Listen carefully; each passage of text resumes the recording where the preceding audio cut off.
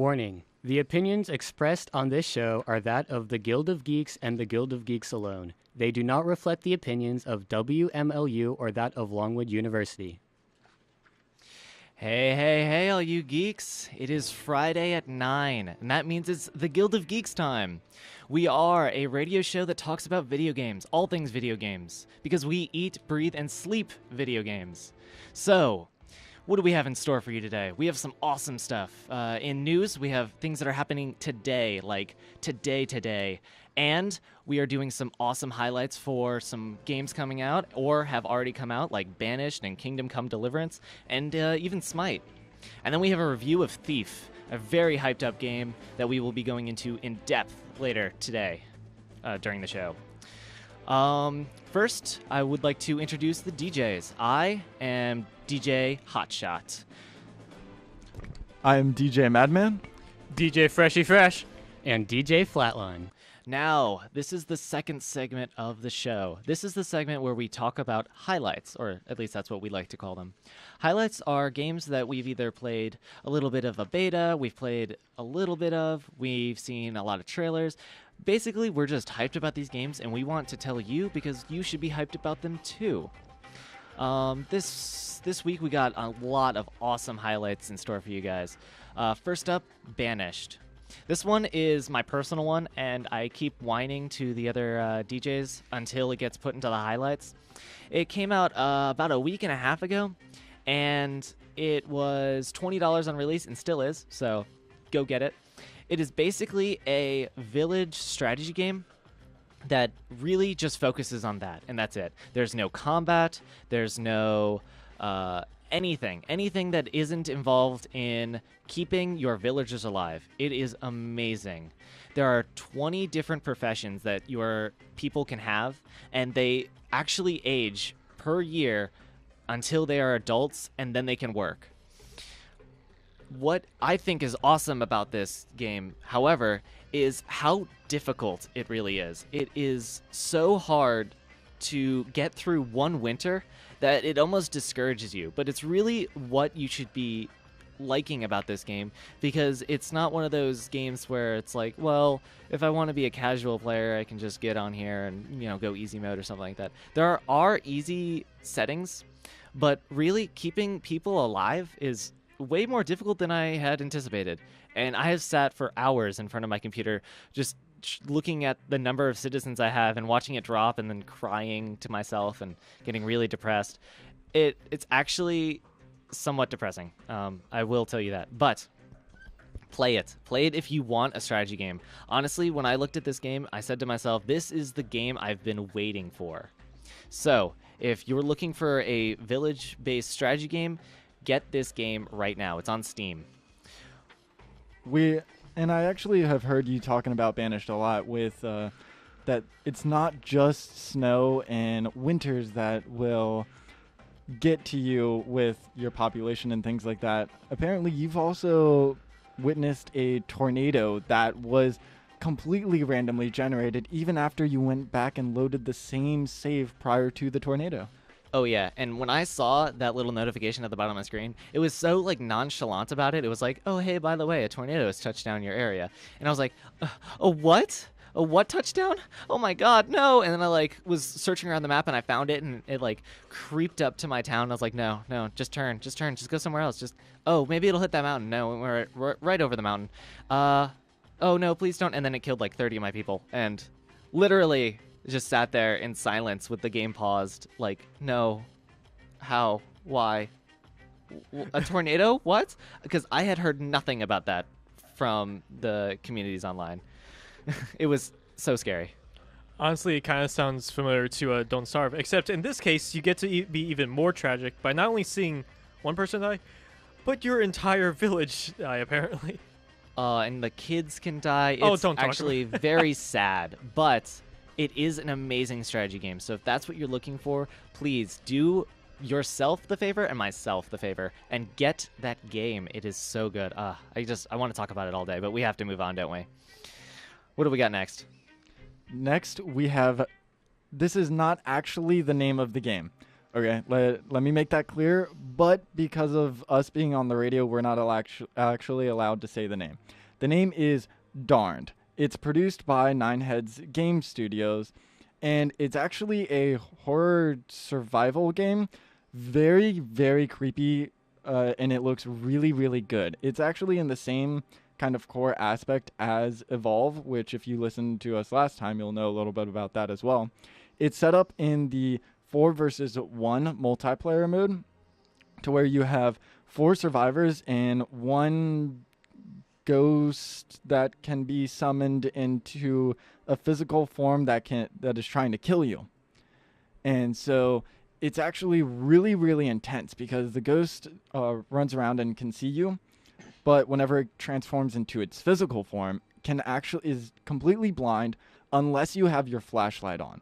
So basically, whenever you hear this thing transforming behind you into its physical form, which will take apparently roughly 3 to 5 seconds, because it has to mature and manipulate its way into the physical realm, it then is completely blind, and you have to run and hide. I'm just watching Pretty Princess sit over there shiver as we talk about this game. He's definitely one of those types that is fun to watch horror movies with because he will jump out of a chair completely. It is not jumping, and besides the name that we have apparently expertly chosen for this segment, it's not the game. The game itself is phenomenally horrifying. I mean, my scare is just startling. It's not terror. It's just I am incredibly startled by such awesome gameplay. Yeah, we were actually watching a couple videos on people trying the game out, and it was so funny to watch some of these people streaming the game with a video of them just screaming in video and audio chat with their friends and freaking out when the monster came after them. I want to be with you, please. Where are you? You don't want to be with me right now. Oh man, I love the trailer. It's actually on Steam, and we'll put it on the website later tonight so that you can see it there too. It is in alpha right now, so now is definitely the time to jump on it if that sounds like the kind of game that you want. It's $15 on Steam, but, and get this, if you buy 4 games at once, it's $40. So I'm pretty sure the Guild of Geeks is going to be grabbing it this spring break, and maybe we'll get up a video or two if Pretty Princess will allow us. So yeah, pretty much a bundle to lose your friends all in one night. Yes, in a very dark and creepy way. It's not like we planned anything like this or anything, but I really enjoy making fun of him about getting so scared and calling him Pretty Princess in the same sentence and him not being able to do anything about it. I'm sorry that Amnesia was such a hard game for me to get through. No, seriously, folks, I only got through the first level, and I'm just... no. You weren't even playing. You were watching Madman play. There were other times where I still have it on my Steam, and it haunts my library. To be fair, that is a scary, scary game. All right, but that's not the highlight that we're doing, kiddo. We gotta move on, right? We ready to move on? Yep, we've got Kingdom Come Deliverance next, produced by Warhorse Studios. And this is actually a realistic single-player RPG that's set in medieval Europe. Now, something really, really interesting about this Kickstarter is that it originally had the goal of £300,000. And by the time that it ended, it actually reached £1.1 million. And for those of you at home, that is 1.85 million US dollars. That is so much money for a random Kickstarter. I mean, seemingly random. Apparently, it had inspired quite a good amount of people. I think it was 35,000 backers when I looked at it last. It was an insane amount of money. So yeah, I mean, if you don't believe us at all, just come back to these. These are figures, people. These numbers don't lie, and you gotta think, if people are going to go that far over the Kickstarter, it's gotta be a hyped up game that you should really check out. We have pretty much no information for you, unfortunately, past that. We don't know when it's coming out. It said 2014, but they are currently working on it. The trailer is actually in-game footage, but from what you can probably expect, it's kind of the only in-game stuff that they have, at least ready for us. We've only seen the one trailer, which is on their Kickstarter, and that's pretty much it. But from that trailer alone, it looks amazing. I cannot stress it enough. Now, I decided that I was going to use 1 hour of my life and watch a live stream of this, and it was actually the lead producer who was sitting around and playing the version of it. And oh my goodness, was this a 1 hour well spent? Because I got to see so much of the intricacies that they're actually putting into this. And with the build that they were on, or the like beta version, if you want to call it that, they actually had what they considered to be too much old English voices. So their voice actors really did go the distance with how they spoke, but they've realized that, and they decided that, hey, we're going to bring it up a little bit more to modern day, and we're going to change the sounds and the voices. So one thing I am interested in, just from the trailer that we saw, the initial trailer that is, large scale battle is mentioned. Now I didn't see our video that you did see, but large scale battle is something that really interests me personally. Did they go into that at all? Is there like any more information about it? There actually is. And what they've said is that this is a single player RPG. And they've said that, hey, we like there to be a lot of build up to a gigantic main battle. This isn't going to be some reoccurring thing that happens every 30 minutes. No, this is going to be a lot of build up. There's going to be a lot of tension on this main battle. This is definitely going to feel like a castle siege, and you're going to know that you are going up there and you are raising those ladders to try and take these castles. Oh, that's awesome, because I have seen large-scale battles in a couple games previously, but it's really hard to do well. So hopefully they do a really good job with it, because I will be super impressed. However, with that gameplay that has been seen, I mean, for a lot of other games, it's been shaky. But considering what they've powerhoused with in demonstration, I am pretty sure they're going to be able to make. If they do go down this route of large-scale battle, I'm sure they'll be able to hold it up tenfold, even. I mean, what you can really take away from this is it is going to be, from what I can see from these trailers, is the most realistic RPG we're going to have seen in our time. And that's really what I'm most excited for. And to bring to that realism, they actually have an entire fencing department.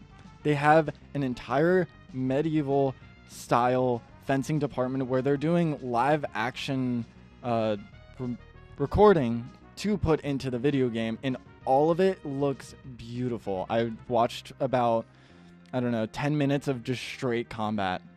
It really does look good. And that trailer will also be on our website, but you can also go to their Kickstarter. It's Kingdom Come Deliverance, if you didn't get that at the beginning.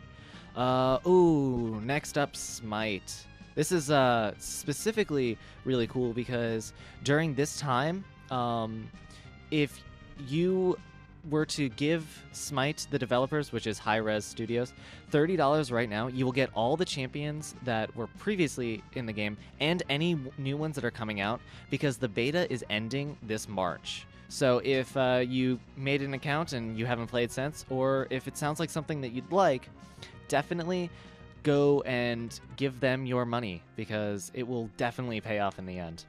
Now, Smite is, for those of you who don't know, a free-to-play third-person MMO, not MMO, I'm sorry. It's a third-person MOBA. So Dota 2, Han, Heroes of Newerth, and League of Legends are all games that are MOBAs. Then they're very similar, but you use your standard WASD FPS shooter-esque controls to do most of the in-game stuff with your 4 abilities on key bindings 1, 2, 3, and 4.